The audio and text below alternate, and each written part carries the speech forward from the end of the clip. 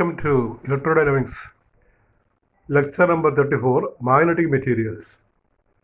This is for S3 BSc Physics Main students. Magnetic Materials, lecture number 34.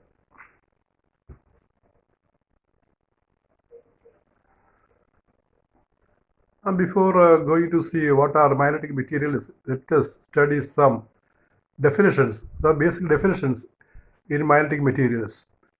They are permeability and susceptibility. That you know, the three magnetic vectors are B, H and I. B is called magnetic flux density, H is called magnetic field intensity, and I is the intensity of magnetization or simply magnetization. I can be also written as capital M. The relation between them is B is equal to mu 0 into H plus I. The relation connecting the three electric vectors is B is equal to mu 0 into H plus I. Mu 0 is the permeability of free space. Dividing by H, we get B by H is equal to mu into H by H plus I by H.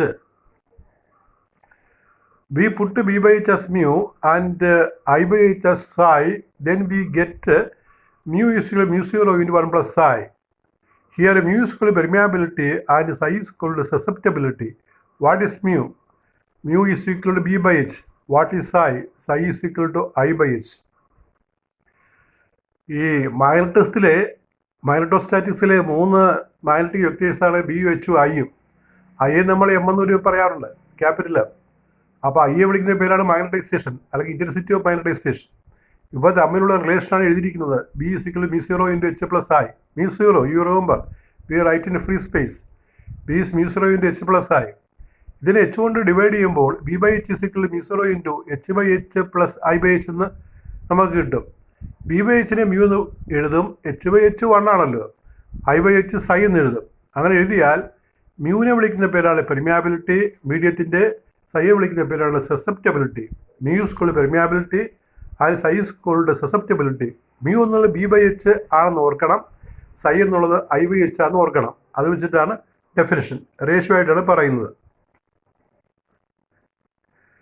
Permeability is defined as the ratio. You read the handwriting properly. Permeability is defined as the ratio of magnetic induction to the magnetizing field. Magnetic induction is magnetic flux density. Permeability is defined as the ratio of magnetic induction to the magnetizing field.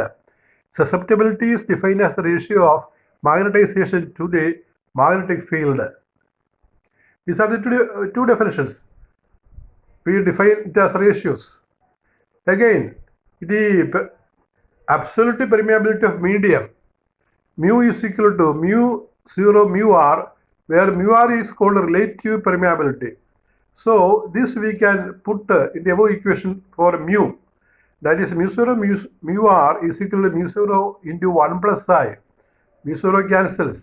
Mu r is equal to 1 plus psi. This is the relation connecting relative permeability and susceptibility. So the question may be like this: what is the relation connecting relative permeability and susceptibility? The relation is mu r is equal to 1 plus psi. Now we see what are the magnetic materials. Magnetic materials are classified into three, namely para, ferro and diamagnetic substances. Paramagnetic substance, ferromagnetic substance, diamagnetic substance. And we study nearly 3 or 4 properties of each. First one is paramagnetic. Depending upon the values of U and psi, all the materials are classified into 3 magnetically. Classified into 3. You have to write classified into 3 magnetically. They are classified into 3 magnetically. They are paramagnetic, ferromagnetic and diamagnetic. 3 തരം കാന്തിക വസ്തുക്കളാണ് ഉള്ളത്: paramagnetic, ferromagnetic, diamagnetic. ഇനി എന്താണ് ഈ paramagnetic? For a paramagnetic substance, mu greater than 1 and psi has a small positive value. Paramagnetic ആണെങ്കിൽ mu ഒന്നിൽ കൂടുതലാണ്, സൈ പോസിറ്റീവ് വാല്യൂ ആണ്. Properties, they are feebly attracted by magnets. Magnet അവയെ പതുക്കെ attract ചെയ്യും. If placed in a non-uniform field, it will try to move from weaker to stronger regions of the field. Magnet attract ചെയ്യും വളരെ ഫീബിളായിട്ട്. അതായത് നമ്മൾ ഒരു non uniform ഫീൽഡിൽ വെച്ചാൽ ഫീൽഡിൻ്റെ ശക്തി കുറഞ്ഞ ഭാഗത്ത് നിന്ന് ശക്തി കൂടിയ ഭാഗത്തേക്ക് ഇത് ചലിക്കാൻ ശ്രമിക്കും, paramagnetic. Number 3, if suspended in a uniform field, it will orient in a direction parallel to the direction of the field. നമ്മളൊരു യൂണിഫോം ഫീൽഡ് സസ്പെൻഡ് ചെയ്താൽ ആ വസ്തു, പാരാമാഗ്നറ്റിക് വസ്തു, ഫീൽഡിന് പാരലായിട്ട് ഓറിയൻറ്റ് ചെയ്യും. അതൊക്കെയാണ് പ്രധാനപ്പെട്ട പ്രോപ്പർട്ടി. പിന്നെ ഒരെണ്ണം കൂടി വേണമെങ്കിൽ പറയാം. ദി സസെപ്റ്റബിലിറ്റി ആണ്. The susceptibility of a paramagnetic substance varies inversely as the absolute temperature.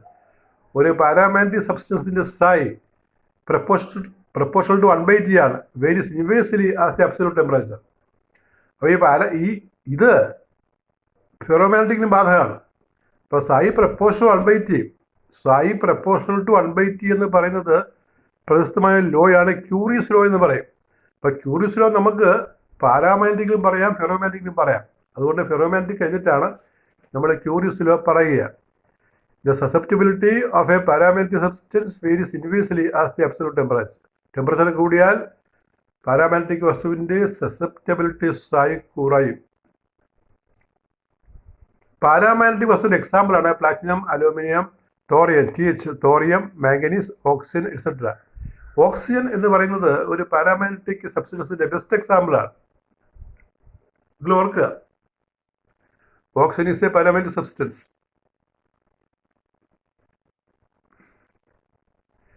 Now comes what is called a ferromagnetic substance. For a ferromagnetic substance, mu is large and psi is also large. ഫെറോമാഗ്നറ്റിക്കിന് mu വളരെ കൂടുതലാണ്, സൈയും വളരെ കൂടുതലാണ്. They are strongly attracted by magnets. Magnet ഇവയെ ശക്തമായിട്ട് attract ചെയ്യും. If suspended, ferromagnetic, if suspended in a uniform field, it will orient in a direction parallel to the direction of the field. Uniform ഫീൽഡിൽ suspend ചെയ്താൽ ഫീൽഡിന് പാരലായി അത് കിടക്കും. Third property, if placed in a non uniform field, it will move from weaker to stronger. Paramagnetic പോലെ തന്നെ weaker to stronger റീജിയനിലേക്ക് ചലിക്കാൻ ശ്രമിക്കും.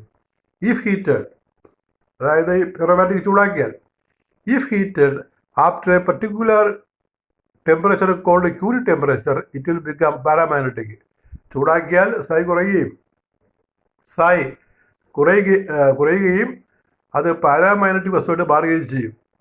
എക്സാമ്പിളായിട്ട് പറയുന്നത് iron, steel, nickel, cobalt and there alloys. അയണും സ്റ്റീലും നിക്കലും കോബാൾട്ടും അവയുടെ സങ്കരലോഹങ്ങളും അലോയ്സും ഈ ഫെറോമാഗ്നറ്റിക് സബ്സ്റ്റൻസിൻ്റെ എക്സാമ്പിളാണ്. ഇനി നമുക്ക് പറയേണ്ടത് ഡയാമാഗ്നറ്റിക്കാണ്. ഡയാമാഗ്നറ്റിക് വളരെ ഈസിയാണ്. ഈ പാരാമാഗ്നറ്റിക്കിൻ്റെ നേരെ ഓപ്പോസിറ്റ് പ്രോപ്പർട്ടി പറഞ്ഞാൽ മതി. For a diamagnetic substance mu less than 1 and psi has a negative value. Properties, they are repelled by magnets. Number 2, if it is placed in a non-uniform field, it will try to move from stronger to weaker regions of the field.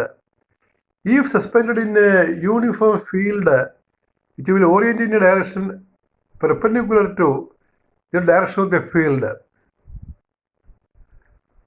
അപ്പോൾ നമ്മളൊരു non uniform field വെച്ചാൽ ഈ diamagnetic വസ്തു ശക്തി കൂടിയ ഭാഗത്തു നിന്ന് ശക്തി കുറഞ്ഞ ഭാഗത്തേക്ക് ചലിക്കും. ഇപ്പോൾ റിപ്പൽ ചെയ്യുന്ന അർത്ഥം. നമ്പർ 3 ആയിട്ട് പറയുന്നത്, if suspend in a uniform field, it will orient in a direction perpendicular to the direction of the field. ഒരു യൂണിഫോം ഫീൽഡിൽ ഡയാമാഗ്നറ്റിക് വസ്തുവിനെ നമ്മൾ സസ്പെൻഡ് ചെയ്താൽ ഫീൽഡിനെ പെർപെൻഡിക്കുലറായിട്ട് ഓറിയൻറ്റ് ചെയ്യും. Number 4, diamagnetism is independent of temperature. ടെമ്പറേച്ചറിനെ ആശ്രയിക്കുന്ന ഒരു പ്രോപ്പർട്ടി അല്ല ഡയാമാഗ്നറ്റിസം. നേരെ മറിച്ച് പാരാമാഗ്നറ്റിസവും ഫെറോമാഗ്നറ്റിസവും ടെമ്പറേച്ചറിനെ ആശ്രയിക്കും.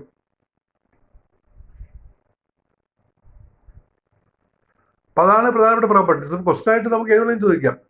Explain paramagnetic substance, give example, Or what are ferromagnetic substances? Give example. Distinguish between these three: paramagnetic, ferromagnetic, diamagnetic. Give two examples each for para, ferro, and dia. Any question can be asked. And one topic remaining is, it is a revision topic from plus 2 class, and that also you study here. We apply it in Ampere's force law. All this is a part of Ampere's force law. We know the Ampere's force law is the force between two parallel conductors. This is the force acting on a single conductor. Force on a current carrying conductor.